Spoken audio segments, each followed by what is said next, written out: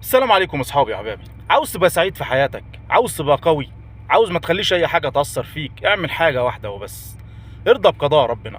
لانك لو رضيت بقضاء ربنا هيسعدك. لو رضيت بقضاء ربنا هتعرف ان كل حاجه ربنا خدها منك فيها خير ليك، وكل حاجه ربنا اداها لك برضه فيها خير ليك، وهتفرح باي حاجه ربنا هياخدها منك زي ما بتفرح بالظبط باي حاجه ربنا بيديها لك.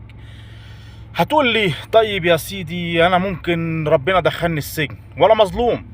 دي بنت عمي اتجوزت ولا اختي اتجوزت وجارتي اتجوزت وانا لسه ما اتجوزتش، وهي اساسا اصغر مني بكتير. ده انا نفسي في ولاد وما عنديش اولاد. يا عمي انا لاقي اكل اساسا، ده انا ما عنديش. انا مش منفصل على الواقع، عارف ان في مشاكل وعارف ان في بلاوي وعارف ان في ازمات وعارف ان في حاجات كتيرة جدا، بس لازم تعرف حاجة واحدة: ان ربنا لما بيحرمك من حاجة وبيخليك تمشي في طريق انت شايف ان هو صعب وان هو خطر، لازم تعرف ان الطريق التاني اللي انت كنت مختاره لنفسك ده فيه هلاكك. مثلا لو انت دخلت السجن، لازم تعرف ان انت لو بره السجن كان هيجيلك حاجة صعبة زي هتموت مثلا، او هيجيلك زي مرض خطير. لو انت ما اتجوزتيش، لازم تعرف ان اللي اتجوزت ديت اساسا انت مش عارفه ان كانت سعيده ولا مش سعيده. دي اول حاجه.